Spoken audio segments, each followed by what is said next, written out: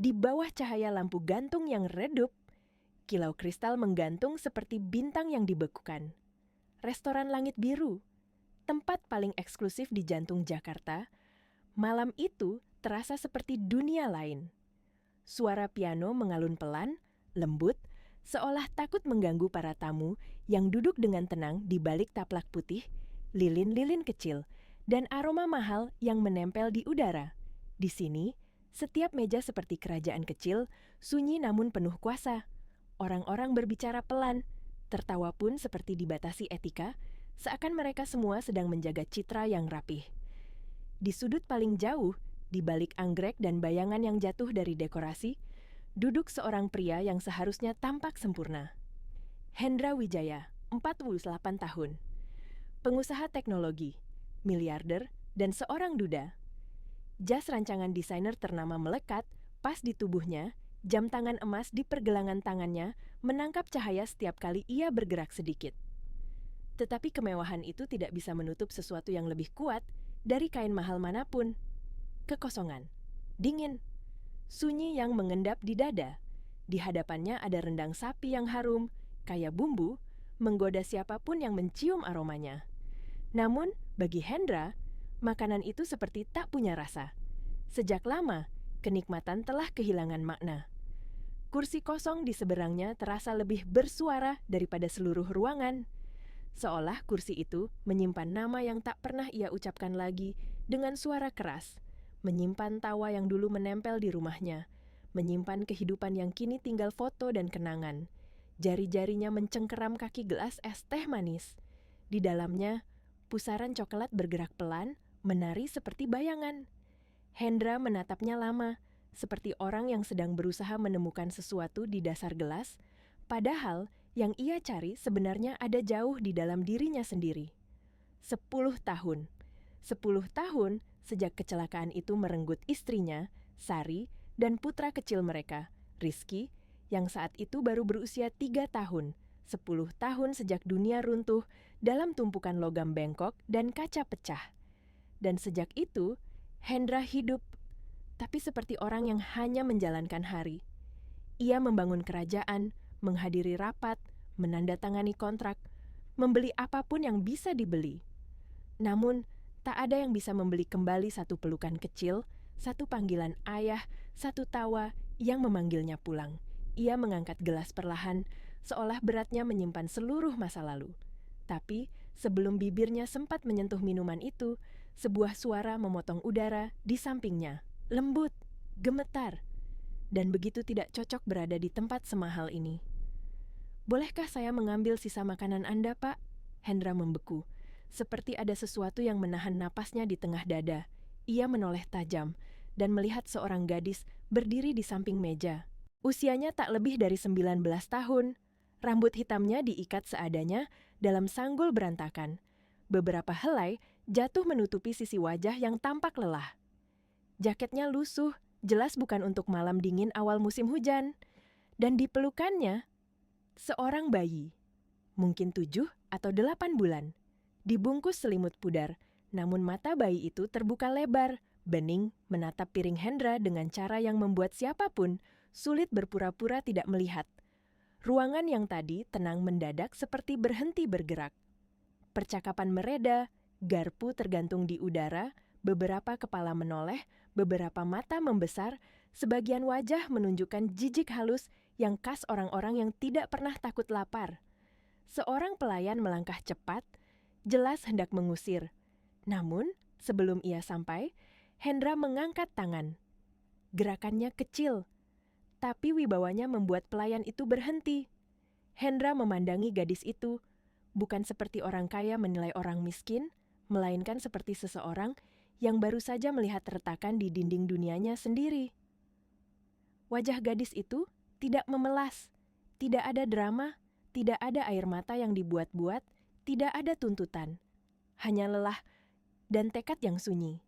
Sejenis keberanian yang lahir ketika seseorang tidak punya pilihan selain bertahan. Dan yang paling menusuk hati Hendra adalah cara gadis itu mendekap bayinya. Seolah dunia bisa runtuh kapan saja, tapi tubuh kecil itu harus tetap aman. Hendra menelan ludah, tenggorokannya tercekat. Lilin di antara mereka berkedip, seakan ikut gelisah. Ia merasa seperti ada bisikan halus yang merobohkan tembok 10 tahun yang ia bangun rapi di dalam dirinya. Bukan pencerahan besar, belum, tapi percikan kecil yang tiba-tiba hidup kembali. Matanya kembali ke bayi itu, dan entah kenapa, senyum yang belum muncul pun sudah seperti menghantui ingatannya. Senyum yang pernah ia lihat dulu, senyum yang sudah lama hilang. Hendra ragu sesaat. Benang tak terlihat menegang di antara mereka.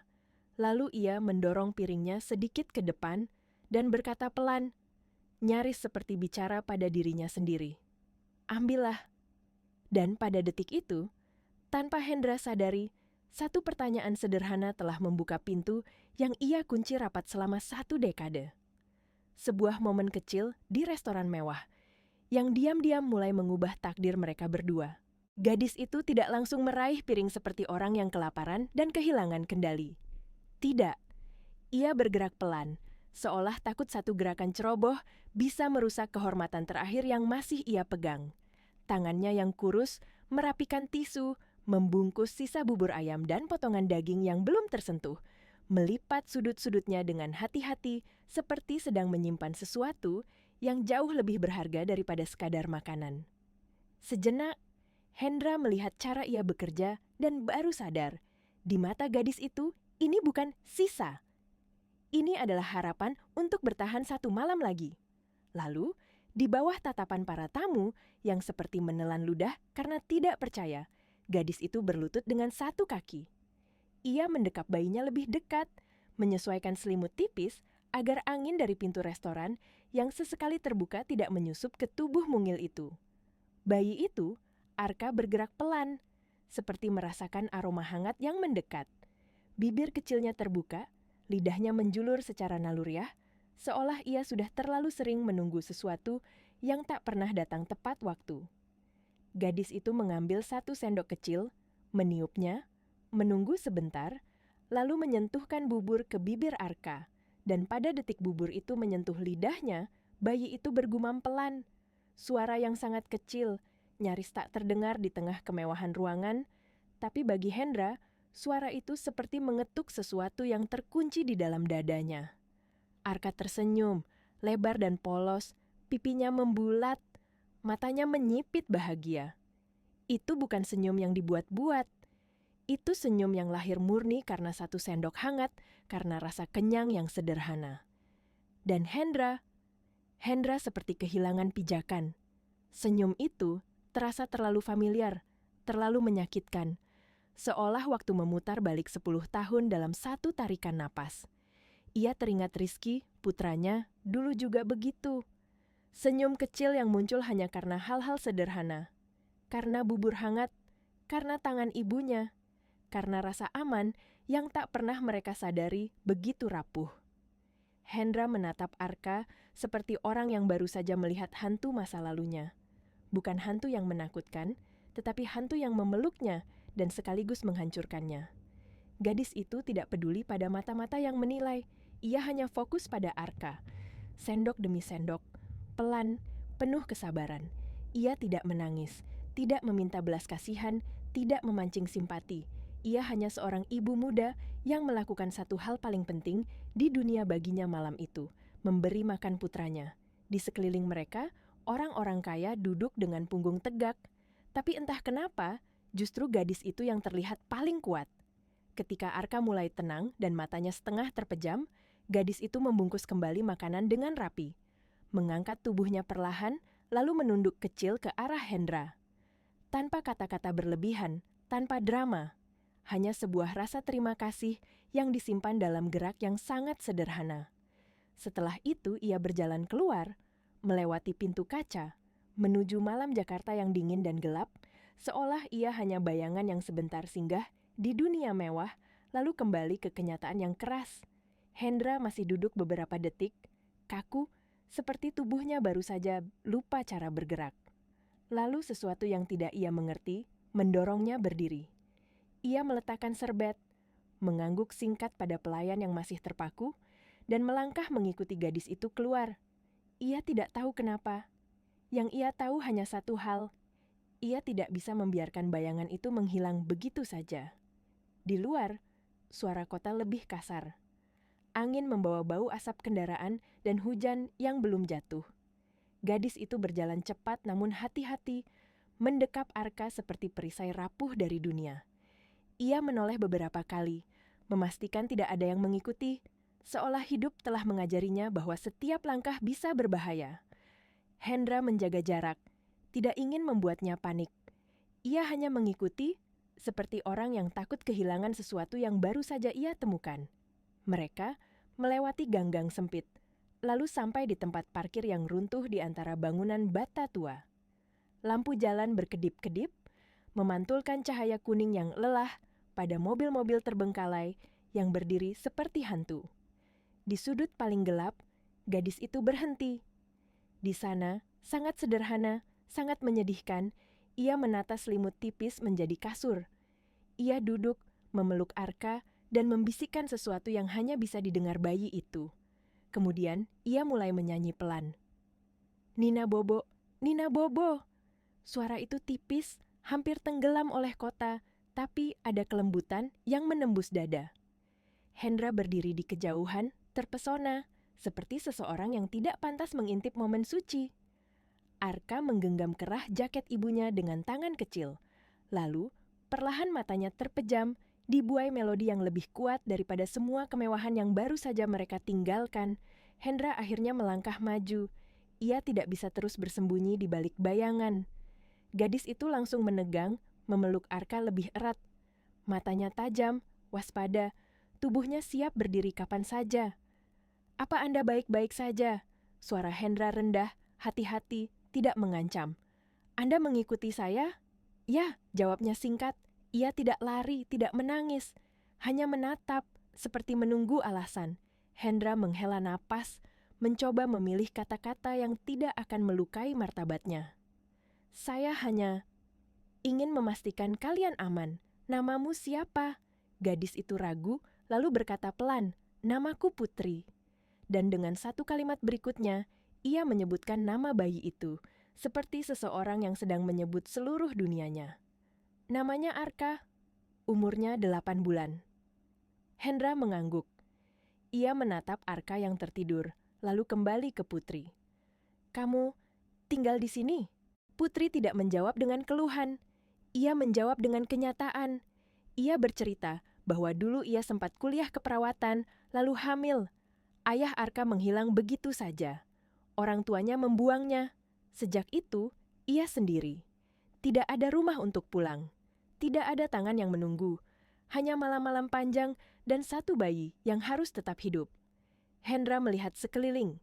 Tidak ada apapun selain selimut usang, beberapa pakaian bayi yang dilipat rapi di sudut seperti harta karun, dan tubuh muda yang dipaksa dewasa terlalu cepat. Lalu Hendra mendengar dirinya sendiri berkata, saya bisa membantu.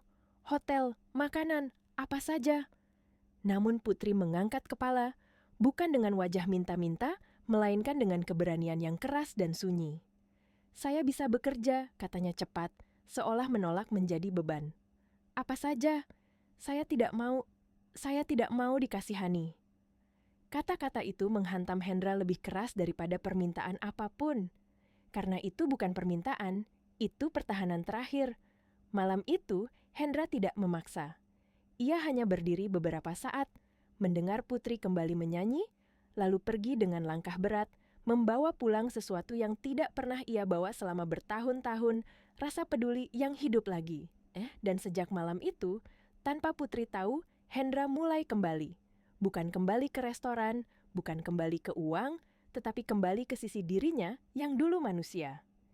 Ia mencari tempat Putri biasa berteduh, menemukan mobilnya terparkir di belakang masjid tua yang sepi, lalu ia meninggalkan paket kecil, diam-diam, berisi popok, susu, makanan, bahkan informasi dokter anak. Ia menyamar seolah itu sedekah dari masjid, tanpa nama, tanpa catatan, tanpa tuntutan. Putri tidak pernah tahu siapa pengirimnya. Ia hanya menemukan bantuan itu seperti sebuah mukjizat kecil yang jatuh dari langit berulang tanpa penjelasan. Dan ketika bulan Oktober mulai meresap lebih dalam ke malam, ketika udara semakin dingin dan kota semakin kejam. Takdir menyiapkan sesuatu yang jauh lebih mengerikan dari rasa lapar. Malam-malam setelah itu berjalan seperti rutinitas yang rapuh. Putri kembali berjuang seperti biasa, menahan dingin dengan jaket tipis, menahan lapar dengan sisa-sisa yang bisa ia cari, dan menahan takut setiap kali Arka batuk terlalu lama. Ia tidak pernah tahu siapa yang diam-diam meninggalkan popok, susu, atau sekotak bubur hangat di dekat tempat ia biasa berteduh. Ia hanya tahu ada hari-hari ketika langit terasa sedikit lebih lunak, seolah Tuhan menoleh sebentar dan berkata, "Bertahanlah 1 hari lagi." Tapi ketika bulan Oktober meresap lebih dalam ke malam, kota ini kembali menunjukkan wajah aslinya. Seharian itu, Arka rewel, tubuh kecilnya panas seperti bara. Ia menolak menyusu, menolak makan, matanya sayu, namun tangisnya tidak berhenti. Putri berkali-kali menempelkan punggung tangan ke dahi bayi itu, mencoba menenangkan diri dengan kalimat yang sama. Mungkin hanya masuk angin, mungkin hanya demam biasa. Namun, semakin malam turun, napas Arka semakin cepat, dangkal, seperti burung kecil yang kelelahan mengepak di dalam sangkar. Putri tidak menunggu lagi. Ia memeluk Arka erat, berlari menembus jalanan yang basah, menahan air hujan yang mulai turun rintik-rintik. Setiap detik terasa seperti pertaruhan. Setiap lampu merah terasa seperti musuh. Dan di kepalanya hanya ada satu doa yang berulang, "Jangan sekarang, jangan ambil dia dari aku." Di rumah sakit terdekat, cahaya neon memantul dingin di lantai, membuat wajah orang-orang terlihat pucat. Putri hampir tergelincir karena terburu-buru. Ia mendatangi meja administrasi sambil terengah, memohon agar bayi itu segera diperiksa. Wanita di balik meja bahkan tidak benar-benar menatapnya, hanya melihat sebentar dari ujung mata, lalu bertanya soal kartu, soal pembayaran, soal uang muka, dengan suara datar seperti membaca daftar belanja. Ketika Putri menjawab pelan bahwa ia tidak punya, suasana berubah, bukan jadi simpati, melainkan jadi dingin yang lebih tajam. Seolah kata tidak punya adalah dosa yang tidak boleh dibawa masuk ke ruangan bersih ini. Putri mencoba menjelaskan, suaranya bergetar bahwa Arka panas sekali, bahwa ia tidak merespons, bahwa napasnya aneh. Tapi jawabannya tetap sama, harus menunggu atau cari rumah sakit lain. Putri menatap lorong UGD seperti menatap pintu keselamatan yang dijaga terlalu ketat. Arka menggeliat lemah dalam pelukannya, tubuhnya membakar, bibirnya sedikit pucat. Putri merasa dunia mengecil, menekan, menutup semua jalan. Ia ingin berteriak, ingin memaksa, ingin menghancurkan meja administrasi itu. Tapi ia tahu ia tidak punya kuasa apapun. Ia hanya seorang ibu muda dengan bayi sakit dan tangan kosong. Saat itulah Putri mengeluarkan telepon lamanya. Benda tua yang layarnya sudah retak, tombolnya keras, dan baterainya sering mati sendiri. Jari-jarinya gemetar, begitu parah sampai ia salah menekan angka berkali-kali. Ia menahan napas, menelan ludah, dan menulis pesan yang terasa seperti menyerahkan harga dirinya pada takdir. 2 kata saja. "Tolong, Pak." Dan ia mengirimkannya kepada satu-satunya orang yang terlintas di kepalanya, orang yang bahkan belum ia pahami mengapa selalu muncul di dekat hidupnya seperti bayangan yang diam-diam menjaga. Di tempat lain, pada jam yang sama, Hendra sedang duduk di ruangannya yang besar, dikelilingi layar dan berkas, namun sunyi yang selalu sama. Ketika teleponnya bergetar, ia awalnya tidak peduli. Namun begitu matanya menangkap nama Putri, sesuatu di dadanya seperti jatuh. Ia berdiri begitu cepat sampai kursinya terdorong ke belakang. Tanpa bertanya, tanpa menunggu penjelasan, ia meraih kunci mobil dan berlari keluar. Mesin mobilnya menyala kasar, ban menjerit di aspal basah, dan jalanan malam Jakarta seakan tersibak oleh satu tujuan yang mendesak, seakan hidupnya sendiri baru punya arah lagi. Di rumah sakit, Putri hampir kehilangan kesadaran karena panik. Ia menahan Arka, menatap pintu, menatap petugas, menatap siapapun yang lewat, berharap ada satu orang saja yang punya hati. Lalu tiba-tiba, pintu kaca terbuka keras. Angin dan hujan masuk bersama seorang pria yang berjalan cepat seperti badai. Hendra. Jasnya basah di bahu, rambutnya sedikit berantakan, tapi matanya menyala penuh ketegangan yang belum pernah Putri lihat. Ia tidak bertanya panjang. Ia langsung mengambil alih situasi seperti seseorang yang terbiasa membuat dunia mengikuti perintahnya. Tetapi kali ini bukan demi ego, melainkan demi satu nyawa kecil. Ia menatap petugas UGD dan berkata dengan suara rendah yang menekan bahwa ia butuh dokter sekarang juga. Ketika ada yang mencoba menahan dengan alasan prosedur, Hendra maju satu langkah, cukup dekat untuk membuat siapapun paham ia tidak sedang bernegosiasi. Kata-katanya tajam, dingin, namun ada kepanikan yang disembunyikan rapi.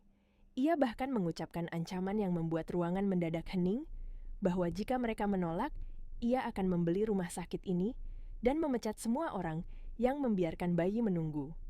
Putri tidak tahu mana yang lebih membuatnya gemetar, demam Arka atau kekuatan Hendra yang tiba-tiba berdiri di sisinya seperti tembok besar. Arka langsung dibawa masuk, pintunya menutup, meninggalkan Putri di lorong yang terang dan steril. Saat itu, tubuhnya runtuh ke kursi plastik. Kepalanya tertunduk, tangannya masih terasa kosong karena tidak lagi memeluk bayi itu dan jantungnya berdetak tanpa pola. Hendra duduk di sampingnya, diam. Tidak ada kata manis, tidak ada pidato, hanya kehadiran yang sunyi namun kokoh, seperti ia sendiri sedang menahan sesuatu agar tidak pecah. Menit terasa seperti jam. Putri menggigit bibir sampai terasa perih, menahan tangis, menahan rasa bersalah, menahan ketakutan terbesar yang tidak pernah ia berani ucapkan. Lalu, akhirnya, seorang perawat keluar, wajahnya lebih tenang. Kabar itu sederhana, namun terasa seperti cahaya pertama setelah badai panjang. Arka stabil, beristirahat, panasnya mulai turun, napasnya lebih baik. Putri tidak sempat berkata apapun. Air matanya mengalir begitu saja, tanpa izin. Ia mencoba mengusapnya cepat. Malu terlihat lemah, tapi tubuhnya sudah kalah. Bahunya bergetar, napasnya patah-patah, dan untuk pertama kalinya sejak ia ditinggalkan dunia, ia membiarkan dirinya runtuh. Tanpa ia sadari, ia bersandar pada Hendra. Dan Hendra, yang selama 10 tahun merasa setiap pelukan hanya akan mengingatkannya pada kehilangan, tidak menolak. Ia memeluk Putri pelan, seolah takut gerakannya terlalu kuat bisa menghancurkan gadis yang sudah terlalu sering dihantam hidup. Di balik dinding putih rumah sakit, di bawah lampu yang dingin, dua orang yang sama-sama patah menemukan satu momen hangat yang tidak mereka rencanakan. Malam berlalu perlahan. Hujan di luar kadang mereda, kadang turun lagi. Putri tertidur sekejap karena lelah, terbangun. Lalu kembali menatap pintu ruang perawatan dengan mata merah. Hendra tetap di sana, sesekali melihat Arka melalui kaca, seperti ia sedang memastikan kenyataan ini tidak akan diambil lagi. Namun, ketika pagi datang, masalah baru muncul. Bukan dari penyakit, bukan dari demam, melainkan dari mata manusia. Seseorang mengambil foto. Mungkin pengunjung, mungkin staf, mungkin orang yang hanya ingin sensasi. Tak butuh waktu lama sebelum berita itu menyebar, meledak di media sosial, berpindah dari blog ke akun gosip, dari komentar ke komentar, hingga menjadi cerita yang dipelintir sesuka hati. Ada yang memuji Hendra sebagai malaikat penolong. Ada yang menyebut putri ibu hebat yang berjuang sendirian. Tapi ada juga yang lebih kejam, menuduh Putri pemburu harta. Mengatakan semuanya pasti sudah direncanakan, menyindir dengan kata-kata yang kotor dan dingin. Putri membaca beberapa baris saja, lalu tangannya gemetar, dadanya sesak. Ia menutup layar cepat-cepat, seolah cahaya dari ponsel itu bisa menodai Arka yang sedang tidur dengan damai. Ia menatap bayinya lama, lalu menoleh ke arah Hendra dengan mata penuh ketakutan yang berbeda. Bukan takut kehilangan Arka, melainkan takut dunia akan mencabik-cabik mereka sebelum mereka sempat berdiri. Dan Hendra, melihat wajah Putri yang pucat karena malu dan takut, mendekat ke boks Arka, meletakkan tangannya lembut di dada kecil itu, merasakan napasnya yang mulai stabil, seperti mengingatkan dirinya sendiri bahwa yang paling penting adalah ini, bukan suara orang-orang di luar sana. Tapi Putri tidak tahu apakah ia sanggup menghadapi badai berikutnya. Karena kali ini, bukan hujan yang akan menerpa mereka, melainkan tuduhan, gosip, dan rasa sakit yang datang dari mulut manusia. Pagi itu datang tanpa kelembutan. Cahaya matahari menembus jendela rumah sakit, memantul di lantai yang bersih. Namun bagi Putri, dunia terasa lebih dingin dari malam hujan sebelumnya. Arka masih tertidur, napasnya teratur, pipinya tak lagi memerah. Itu seharusnya menjadi kelegaan. Tapi di dalam dada Putri ada rasa takut yang tumbuh, perlahan namun pasti, seperti bayangan panjang yang mengikuti setiap langkahnya. Telepon di tangannya bergetar tanpa henti. Notifikasi berdatangan satu demi satu, seperti gelombang yang tak mau berhenti. Ia tidak perlu membuka semuanya untuk tahu isinya. Beberapa judul yang sempat terbaca sudah cukup melukai. Nama Hendra, fotonya, lalu wajah Putri yang buram dipotong dari sudut yang tidak adil. Kata-kata seperti drama, rekayasa, ibu muda misterius, bertebaran tanpa belas kasihan. Dunia yang kemarin tidak peduli pada keberadaannya, hari ini tiba-tiba merasa berhak menghakimi hidupnya. Putri duduk kaku di samping ranjang Arka. Tangannya menggenggam selimut bayi itu erat-erat. Seolah jika ia melepaskan sedikit saja, sesuatu akan merenggut anaknya. Ia teringat semua malam ia tidur di bawah atap bocor. Semua hari ia menahan lapar agar Arka bisa kenyang. Semua langkah kecil yang ia ambil dengan kepala tertunduk agar tidak terlihat. Dan sekarang, justru ketika ia mencoba menyelamatkan nyawa anaknya, dunia menatapnya dengan curiga. Hendra masuk ke ruangan itu dengan langkah tenang, tapi matanya langsung menangkap perubahan di wajah Putri. Wajah yang kemarin penuh kelelahan, kini digantikan ketegangan yang rapuh. Ia tidak perlu bertanya apapun, ia sudah tahu. Dunia seperti ini tidak pernah memberi ruang untuk cerita yang sederhana. Selalu ada kepentingan, selalu ada kecurigaan. Jangan baca, kata Hendra pelan, hampir seperti permintaan, bukan perintah. Mereka tidak tahu apa-apa. Putri mengangguk kecil, tapi matanya tetap basah. Saya tidak pernah minta ini. Suaranya hampir tak terdengar. Saya cuma mau Arka sembuh. Kalimat itu menghantam Hendra lebih keras daripada semua komentar kejam di luar sana. Ia berdiri di dekat jendela, memandang keluar, ke langit yang cerah, seolah mengejek semua kekacauan di dalam ruangan. 10 tahun lalu, ia juga pernah berdiri seperti ini. Menunggu kabar di rumah sakit, berharap keajaiban yang tidak pernah datang. Ia tahu betul rasa tidak berdaya itu, dan ia tidak akan membiarkan sejarah terulang, tidak kali ini. Ketika dokter datang membawa kabar bahwa Arka boleh pulang sore itu, Putri tersenyum untuk pertama kalinya hari itu. Senyum kecil, rapuh, namun nyata.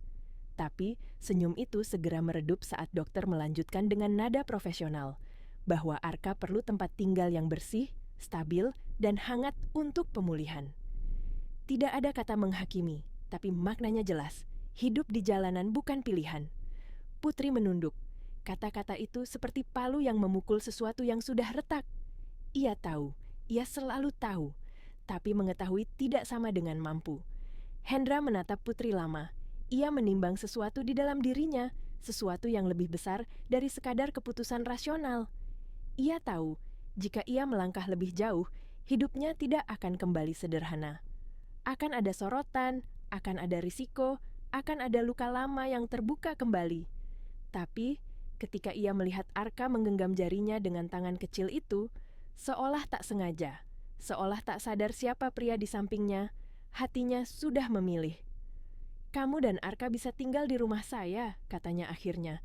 Suaranya rendah, tegas, namun tidak memaksa. "Sementara, sampai Arka benar-benar sehat, sampai kamu berdiri lagi." Putri terkejut. Kepalanya terangkat cepat, wajahnya pucat. "Tidak," katanya refleks, hampir panik. "Saya tidak bisa. Orang-orang sudah bicara macam-macam. Saya tidak mau jadi alasan nama Bapak hancur." Hendra tersenyum tipis, senyum yang lebih banyak menyimpan luka daripada kebanggaan. "Nama saya sudah lama jadi milik orang lain untuk dibicarakan," jawabnya pelan. "Dan saya tidak menawarkan ini karena kasihan, saya menawarkan karena saya tahu rasanya kehilangan keluarga." Putri terdiam. Kata keluarga menggantung di udara, berat dan penuh makna. Ia menatap Arka, lalu kembali ke Hendra. Matanya penuh konflik, harga diri melawan kebutuhan, ketakutan melawan harapan, dan di antara semua itu, seorang bayi yang tidak tahu apa-apa, yang hanya butuh tempat aman untuk tumbuh. Akhirnya, Putri mengangguk, sangat pelan, seperti takut jika ia bergerak terlalu cepat, keputusan ini akan hancur. Tidak ada air mata kali ini, hanya kelelahan yang pasrah dan secercah harapan yang nyaris tak berani ia pegang. Sore itu, mereka keluar dari rumah sakit bersama. Kamera sudah menunggu di luar. Kilatan cahaya menyilaukan. Pertanyaan dilontarkan tanpa ampun. Hendra berjalan di depan, tubuhnya menjadi perisai. Putri mengikuti di belakang, mendekap Arka, wajahnya tertunduk. Untuk pertama kalinya, ia tidak sendirian menghadapi dunia. Mobil melaju meninggalkan kerumunan. Di dalamnya, sunyi kembali menyelimuti. Putri memandang keluar jendela, melihat kota berlalu, tidak tahu apa yang menantinya di rumah besar pria di sampingnya. Ia hanya tahu satu hal, hidupnya telah berbelok ke arah yang tidak pernah ia bayangkan. Dan di balik ketenangan itu, Hendra tahu, keputusan hari ini bukan akhir masalah. Ini justru awal dari ujian yang lebih besar. Karena membawa Putri dan Arka ke dalam hidupnya, berarti membuka pintu bagi masa lalu, bagi luka yang belum sembuh, dan bagi dunia yang tidak akan berhenti menguji niat baik mereka. Rumah itu terlalu besar dan terlalu sunyi. Ketika mobil berhenti di depan gerbang besi tinggi yang perlahan terbuka, Putri menahan napas. Lampu-lampu taman menyala rapi, memantulkan cahaya lembut di jalan setapak yang bersih. Rumah itu bukan sekadar mewah, tetapi terasa seperti dunia lain. Dunia yang tidak pernah ia bayangkan akan ia masuki sambil menggendong bayi dan membawa satu tas kecil berisi pakaian seadanya. Begitu pintu utama terbuka, udara hangat menyambut mereka. Bau kayu, teh hangat, dan ketenangan yang asing. Putri melangkah ragu, seolah takut lantai marmer yang mengilap akan retak di bawah kakinya. Arka bergerak pelan dalam pelukannya, menggumam kecil, lalu kembali tenang, seakan rumah itu sendiri membisikkan rasa aman. Hendra mempersilakan mereka masuk tanpa banyak kata. Ia memanggil pengurus rumah, memberi instruksi singkat, tenang, jelas. Sebuah kamar di lantai bawah disiapkan. Tidak terlalu besar, tapi hangat dengan jendela menghadap taman kecil. Ada ranjang bayi, selimut bersih, dan lampu tidur yang redup. Semua terasa seperti mimpi yang terlalu cepat berubah. Putri berdiri di ambang pintu, tidak bergerak. Tangannya gemetar. "Pak, ini terlalu banyak," katanya pelan. "Saya cuma mau Arka sehat. Saya tidak mau merepotkan." Hendra menatapnya lama, lalu berkata dengan suara yang nyaris seperti pengakuan, "Rumah ini sudah lama terlalu kosong." Malam pertama itu terasa canggung. Putri memandikan Arka dengan hati-hati, seperti selalu. Tapi kali ini airnya hangat, handuknya lembut, dan tidak ada angin dingin yang menyelinap. Arka tertawa kecil ketika air menyentuh perutnya, suara yang membuat Putri terdiam sejenak. Ia tidak ingat kapan terakhir kali mendengar tawa itu tanpa rasa cemas. Di luar kamar, Hendra berdiri sebentar, mendengar suara itu dari kejauhan. Dadanya terasa sesak dan hangat sekaligus. Suara tawa bayi. Sudah 10 tahun ia tidak mendengarnya di rumah ini. 10 tahun rumah ini hanya diisi langkah kaki para staf dan gema kesunyian.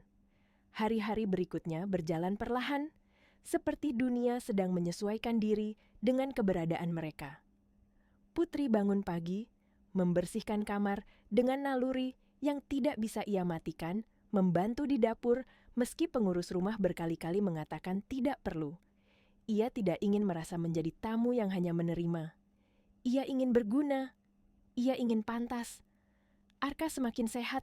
Pipinya kembali berwarna. Tangisnya lebih kuat. Tidurnya lebih nyenyak. Setiap pagi, sinar matahari masuk ke kamar kecil itu. Dan Putri sering duduk di tepi ranjang memandangi wajah anaknya. Mencoba memahami bagaimana hidup bisa berubah begitu cepat. Namun, ketenangan itu tidak bertahan lama. Di luar sana, cerita terus berkembang. Media tidak puas hanya dengan foto rumah sakit. Kini muncul spekulasi tentang rumah Hendra, tentang siapa Putri sebenarnya, tentang masa lalunya.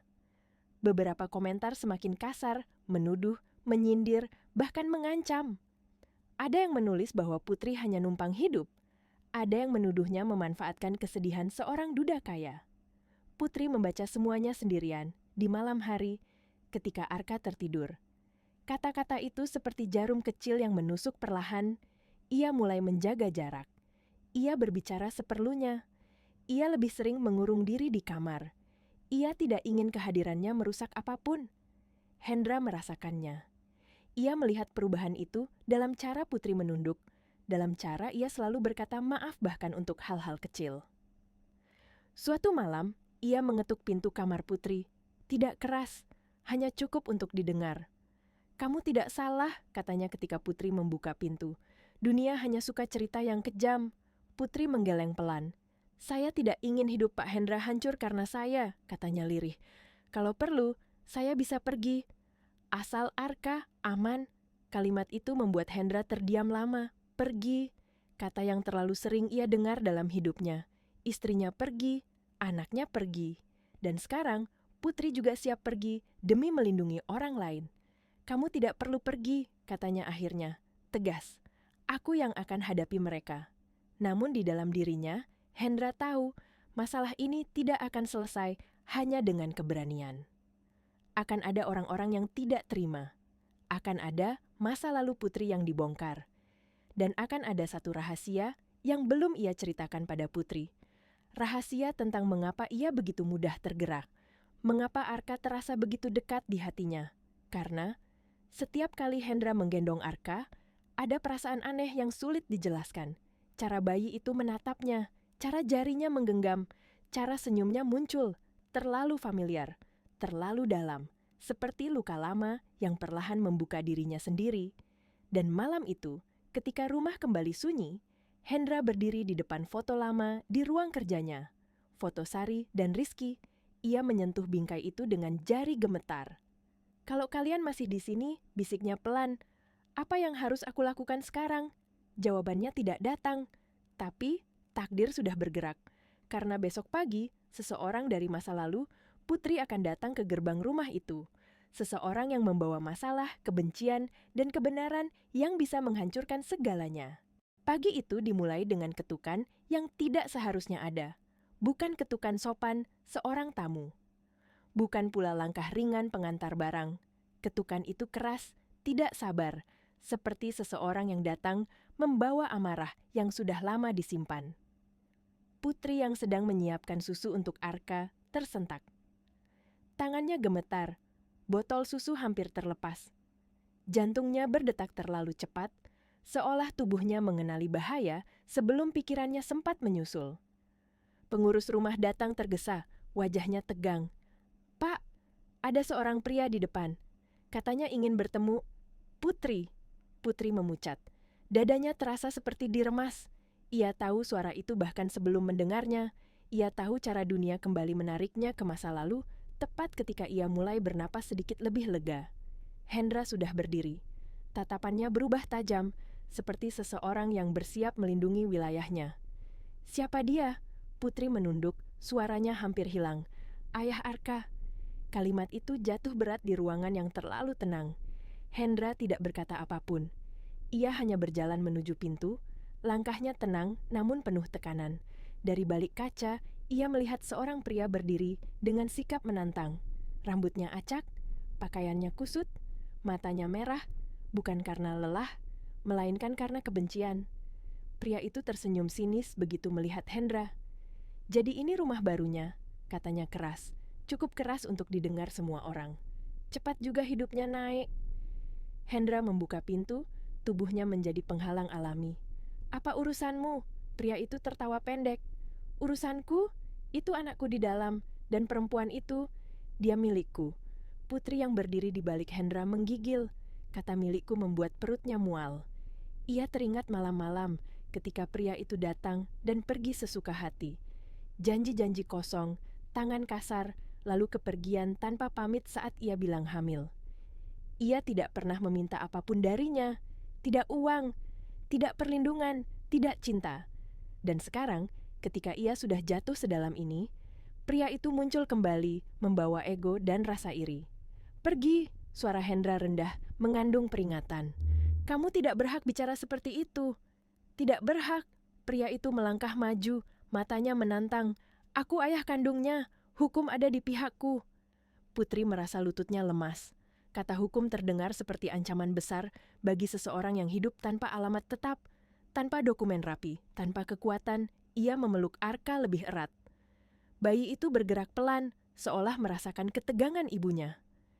Hendra menoleh sedikit, cukup untuk menatap Putri. "Masuk ke dalam," katanya lembut namun tegas. "Aku urus." Putri ragu, tapi akhirnya melangkah mundur. Dari balik pintu, ia masih bisa mendengar suara pria itu meninggi, menuduh, menertawakan, mengancam akan kembali dengan polisi, dengan pengacara, dengan semua yang Putri takuti. Ketika pintu akhirnya ditutup dan gerbang ditutup kembali, Putri jatuh terduduk di lantai. Tangisnya pecah, tanpa bisa ditahan lagi. Bukan tangis lemah, melainkan tangis seseorang yang terlalu lama bertahan. Hendra masuk ke ruangan itu beberapa menit kemudian. Ia tidak langsung bicara. Ia hanya duduk di dekat Putri, menjaga jarak yang sopan, tapi cukup dekat untuk menunjukkan ia tidak pergi kemanapun. "Aku tidak akan membiarkan dia menyentuh kalian," katanya akhirnya. Putri menggeleng putus asa. Dia akan kembali.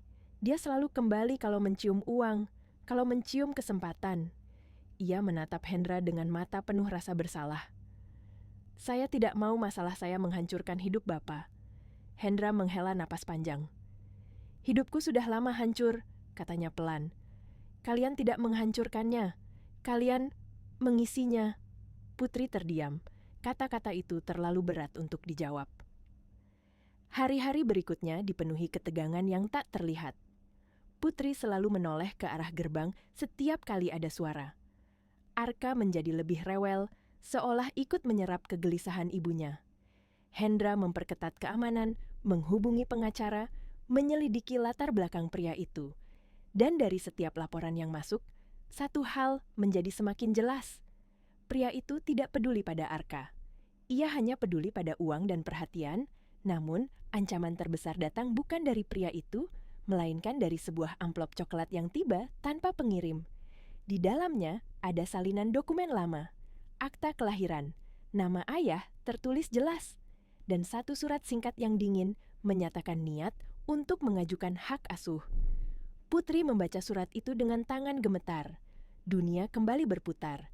Ia membayangkan Arka diambil darinya, dibawa pergi oleh orang yang bahkan tidak pernah menggendongnya dengan cinta. Ia memeluk Arka sambil berbisik berulang-ulang, "Maafkan ibu, maafkan ibu." Malam itu, Hendra berdiri lama di ruang kerjanya, menatap berkas-berkas yang terbuka di meja. Pengacaranya berkata, peluang itu ada. Dunia hukum tidak selalu berpihak pada yang paling mencintai, melainkan pada yang paling kuat. Dan di tengah kekacauan itu, satu kebenaran mulai muncul ke permukaan. Kebenaran yang Hendra sendiri belum berani ucapkan keras-keras. Perasaannya pada Putri dan Arka bukan lagi sekadar empati, bukan lagi rasa bersalah masa lalu. Ada ikatan yang tumbuh, perlahan namun dalam, mencampur aduk luka lama dan harapan baru. Namun, untuk melindungi mereka, Hendra tahu ia mungkin harus melakukan satu hal yang paling ia takuti, membuka luka lamanya sendiri. Menghadapi masa lalu yang ia kunci rapat selama 10 tahun. Karena pertempuran yang akan datang bukan hanya soal hak asuh, ini soal keluarga. Tentang siapa yang pantas disebut rumah. Malam itu, rumah kembali tenggelam dalam kesunyian yang berat. Putri duduk di tepi ranjang, memandangi Arka yang tertidur dengan tangan kecilnya menggenggam kain baju ibunya. Napas bayi itu pelan dan teratur, tapi setiap helaan terasa seperti benang tipis yang bisa putus kapan saja di mata Putri. Ia membayangkan dunia yang kejam menarik anak itu darinya, dan dadanya terasa perih seperti disayat perlahan. Di ruang kerja, Hendra menutup berkas-berkas dengan gerakan lambat. Kata-kata pengacara masih bergema di kepalanya, tentang peluang, tentang risiko, tentang bagaimana hukum bisa dingin dan buta terhadap cinta. Ia memandang foto lama di dinding, Sari tersenyum lembut, Rizky kecil tertawa dalam pelukan ibunya. Dulu, ia kalah. Dulu, ia tidak sempat melindungi. Dan rasa bersalah itu tak pernah benar-benar pergi. Hendra berdiri lama, lalu mengambil keputusan yang membuat jantungnya berdebar. Ia berjalan menuju kamar Putri dan mengetuk pelan. Ketika pintu terbuka, Putri terkejut melihat wajahnya yang tampak lebih tua malam itu, lebih lelah, namun juga lebih jujur. "Aku harus bicara," kata Hendra rendah. "Tentang aku, tentang kenapa aku tidak bisa diam melihat kalian disakiti." Putri mengangguk, mempersilakan masuk. Mereka duduk berhadapan, jarak yang sopan, tapi suasana begitu dekat. Hendra menarik napas dalam-dalam, seolah membuka pintu yang lama terkunci. 10 tahun lalu, ia mulai, suaranya serak. "Aku kehilangan istri dan anakku. Kecelakaan. Aku tidak ada di sana saat mereka pergi. Sejak itu, aku hidup seperti mesin. Aku pikir uang bisa mengisi kekosongan. Aku salah." Putri mendengarkan tanpa menyela. Air mata menggenang, bukan hanya karena cerita Hendra, tetapi karena ia merasakan kejujuran yang telanjang, rasa sakit yang sama-sama pernah ia rasakan. "Waktu aku melihat Arka pertama kali," lanjut Hendra, "aku ketakutan. Bukan karena kamu meminta makanan, tapi karena senyumnya. Cara dia menatap, aku seperti melihat Rizky kembali, bukan secara fisik, tapi perasaan itu. Aku takut kalau aku mendekat, aku akan hancur lagi." Putri menunduk. "Saya tidak pernah bermaksud menggantikan siapapun," katanya lirih. "Arka hanya hidup saya." "Aku tahu," jawab Hendra cepat. "Dan justru karena itu, aku tidak bisa membiarkan siapapun mengambilnya darimu." Keheningan menggantung. Putri menggenggam tangannya sendiri, lalu berkata dengan suara yang nyaris berbisik, "Ayahnya akan berjuang. Dia tidak peduli pada Arka, tapi dia peduli pada menang." Hendra mengangguk. "Karena itu, kita harus berdiri lebih kuat, bersama." Kata bersama membuat Putri mengangkat kepala. Ada ketakutan, tapi juga harapan yang bergetar. "Bagaimana caranya?" Hendra menatap Arka yang tertidur. "Aku akan mengajukan perlindungan hukum. Aku akan menjadi wali pendamping sementara. Aku akan buka semua yang perlu kubuka. Masa laluku, niatku. Aku akan hadapi media, pengadilan, siapapun. Tapi satu hal yang tidak akan kulakukan. Menyerah." Putri terisak pelan. Untuk pertama kalinya, ia merasa tidak sendirian melawan dunia. Ia tidak tahu apakah jalan ini akan menyakitkan, tapi ia tahu ada seseorang yang berjalan di sampingnya. Hari-hari berikutnya berubah menjadi rangkaian ujian. Media semakin agresif. Sidang pertama dijadwalkan. Ayah Arka kembali muncul dengan senyum penuh kemenangan, membawa pengacara mahal dan kata-kata tajam. Putri berdiri di ruang sidang dengan kaki gemetar, namun Hendra di sampingnya tenang, menjadi jangkar. Ketika hakim bertanya tentang masa lalu, tentang kemampuan, tentang niat, Putri menjawab jujur, tentang jalanan, tentang rasa lapar, tentang malam-malam dingin, dan tentang cinta yang membuatnya bangun setiap pagi. Hendra berbicara tentang kehilangan, tentang tanggung jawab, tentang rumah yang kembali hidup. Ia tidak memohon, ia menyatakan. Di luar, hujan turun lagi, seperti malam pertama mereka bertemu. Di dalam ruang sidang, waktu terasa berhenti. Putri memeluk Arka, berdoa tanpa suara. Hendra menatap ke depan, menahan napas. Keputusan belum dibacakan hari itu. Sidang ditunda. Ketidakpastian menggantung seperti awan gelap. Tapi saat mereka keluar bersama, langkah mereka seirama. Dunia masih kejam, tapi mereka tidak lagi terpisah. Malamnya, di rumah yang tidak lagi terlalu sunyi, Putri menyanyikan Nina Bobo. Hendra berdiri di ambang pintu, mendengarkan. Untuk pertama kalinya sejak lama, ia tidak merasa bersalah mendengar lagu itu. Ia merasa diizinkan berharap, namun badai belum usai. Besok, kebenaran lain akan terungkap. Kebenaran tentang ayah Arka yang bisa mengubah arah segalanya. Dan pilihan yang harus diambil Hendra mungkin akan mengorbankan lebih dari yang ia kira. Keesokan paginya, udara terasa lebih berat dari biasanya. Putri terbangun sebelum matahari benar-benar naik. Dadanya berdebar tanpa alasan yang jelas. Arka masih tertidur di sisinya, Wajah kecil itu tampak damai, seolah dunia tidak pernah berniat mencabik-cabik hidupnya. Putri mencium keningnya pelan, seperti mengumpulkan kekuatan dari sentuhan sederhana itu. Di ruang makan, Hendra sudah duduk dengan berkas-berkas terbuka. Kopinya dingin, tak tersentuh. Matanya merah, bukan karena kurang tidur saja, melainkan karena malam panjang yang dipenuhi pertimbangan pahit. Ketika Putri masuk, ia mengangkat kepala dan mengangguk kecil. Tidak ada kata-kata yang perlu diucapkan. Hari ini, mereka akan menghadapi sesuatu yang tidak bisa lagi ditunda. Pengacara Hendra datang pagi itu, membawa kabar yang membuat udara di ruangan seakan berhenti bergerak. Dengan suara datar, ia menjelaskan hasil penelusuran lebih dalam tentang pria yang mengaku ayah Arka. Ada laporan lama, kekerasan, penelantaran, bahkan catatan tentang penipuan kecil yang berulang. Bukti-bukti yang menunjukkan pola, bukan kebetulan. Putri menutup mulutnya dengan tangan, air mata menggenang. Ia tahu pria itu kejam, tapi mendengar semuanya disusun rapi di atas kertas terasa seperti luka lama yang dibuka kembali. Hendra mengepalkan tangan di bawah meja. "Ini cukup?" tanyanya rendah. "Cukup untuk menunjukkan risiko," jawab pengacara itu. "Tapi kita harus siap. Dia akan menyangkal, dia akan menyerang balik." Menjelang siang, telepon Putri berdering. Nomor tak dikenal. Hatinya menolak, tapi jari-jarinya terlanjur menyentuh layar. Suara di seberang terdengar licin dan dingin.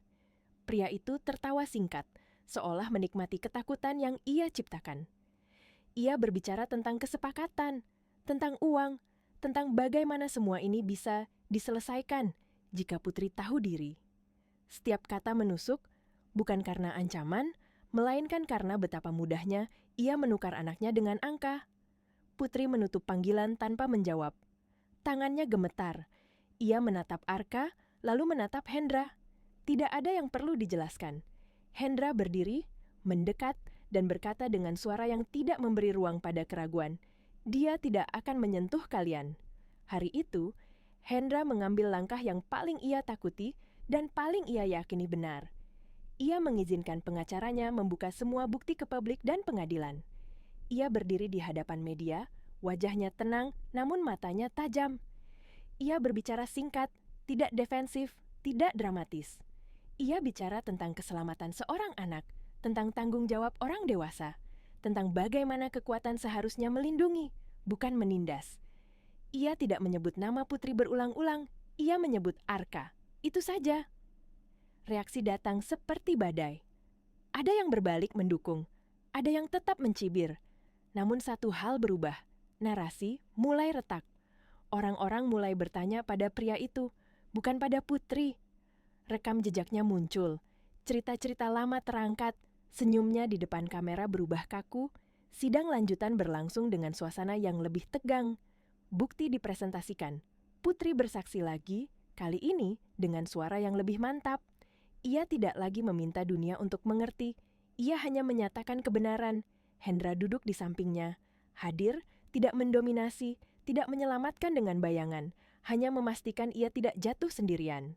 Ketika hakim akhirnya berbicara, kata-katanya tidak panjang, namun setiap kalimat terasa seperti pintu yang terbuka perlahan.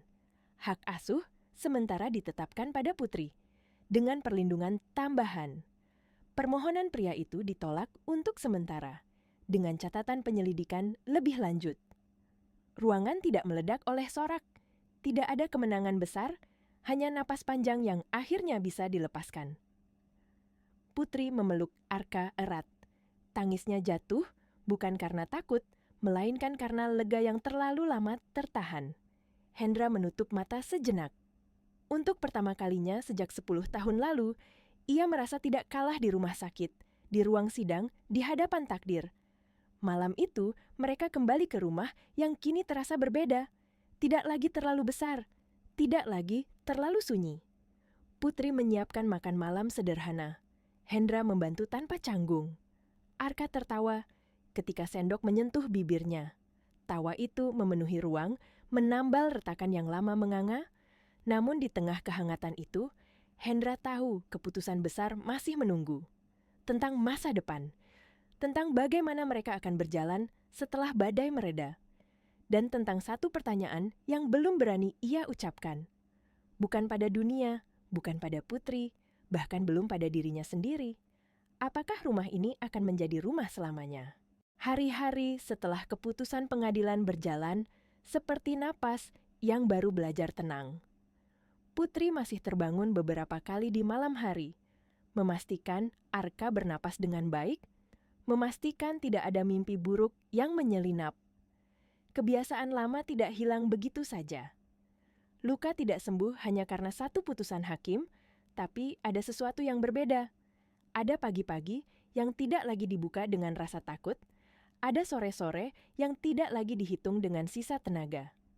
Hendra kembali bekerja, tapi tidak lagi menghilang dalam rapat tanpa ujung. Ia pulang lebih cepat. Ia duduk di lantai, membiarkan Arka menarik dasinya, tertawa kecil saat bayi itu menemukan dunia di ujung jarinya. Setiap tawa seperti menata ulang sesuatu di dalam dirinya. Ia belajar hadir, bukan sebagai penyelamat, tetapi sebagai orang yang mau tinggal.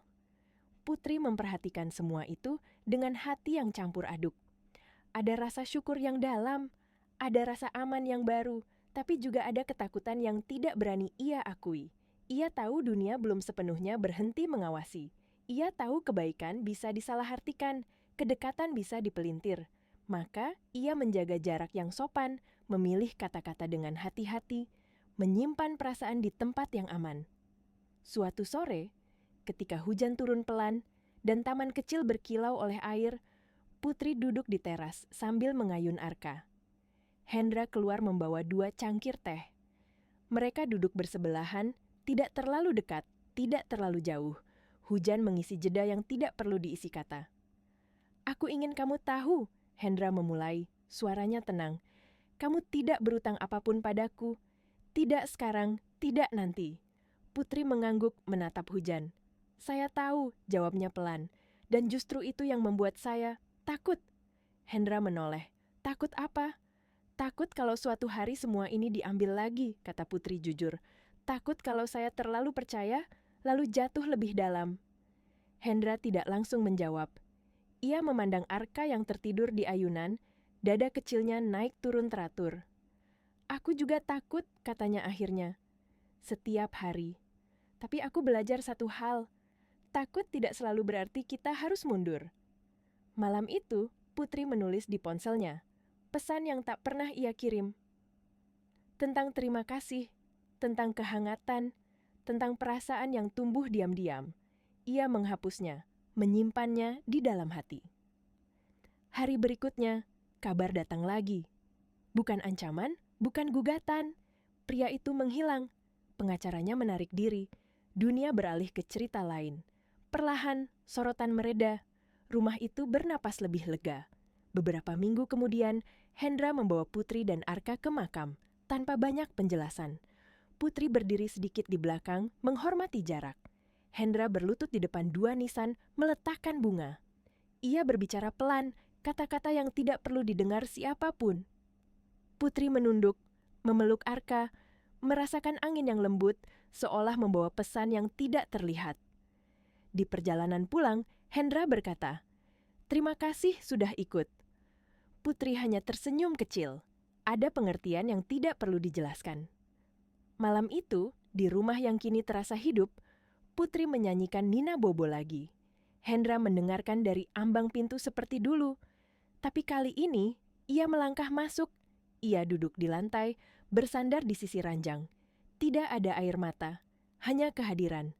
Ketika lagu selesai, Putri berbisik, "Terima kasih, sudah tidak pergi." Hendra mengangkat kepala, menatapnya dengan ketenangan yang baru. "Aku di sini," katanya sederhana. Di luar, hujan berhenti. Di dalam, rumah menyimpan napas bersama. Namun, satu bab terakhir masih menunggu. Bukan tentang pengadilan, bukan tentang ancaman, melainkan tentang pilihan. Tentang apakah keberanian untuk bertahan akan berubah menjadi keberanian untuk mencintai. Pagi itu, datang dengan cahaya yang lembut, seperti hari yang sengaja diperlambat, agar manusia berani jujur pada dirinya sendiri. Putri bangun lebih awal dari biasanya. Ia berdiri di depan cermin, menatap wajahnya yang kini tidak lagi sekurus dulu, tidak lagi setegang dulu. Bekas luka masih ada, tapi matanya menyimpan sesuatu yang baru, ketenangan yang lahir dari bertahan terlalu lama. Arka tertawa ketika ia menggendongnya ke dapur. Tawa itu memantul di dinding rumah, mengisi ruang-ruang yang dulu sunyi. Hendra muncul di ambang pintu, berhenti sejenak seperti seseorang yang tidak ingin merusak momen.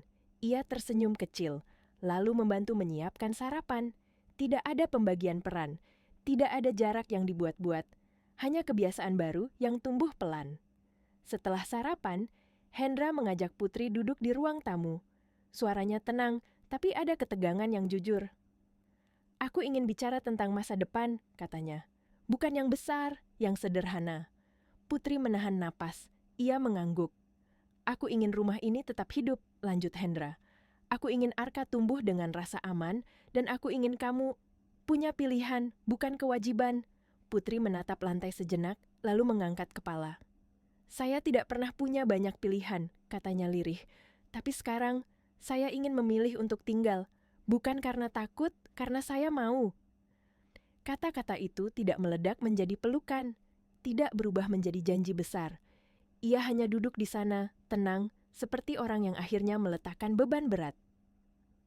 Hendra mengangguk, menerima dengan hormat, seperti menerima sesuatu yang rapuh dan berharga. Hari-hari berikutnya mengalir dengan ritme baru. Putri mulai bekerja paruh waktu di klinik kecil dekat rumah, kembali ke mimpinya yang lama tertunda. Hendra menyesuaikan jadwalnya. Mereka belajar menjadi satu tim tanpa kehilangan diri masing-masing. Arka tumbuh cepat, langkah pertamanya disambungkan tawa dan air mata yang tertahan. Suatu malam, Putri berdiri di teras, memandangi langit. Hendra mendekat. Mereka berdiri berdampingan. Tidak ada musik, tidak ada hujan, hanya malam yang tenang. "Kalau suatu hari kamu ingin pergi," kata Hendra pelan, "aku akan tetap bersyukur, karena kamu sudah mengajarkanku hidup lagi."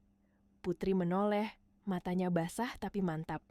"Saya tidak ingin pergi," jawabnya jujur. "Saya ingin pulang." Kata pulang jatuh lembut, tapi mengubah segalanya. Waktu berlalu. Media melupakan, dunia bergerak.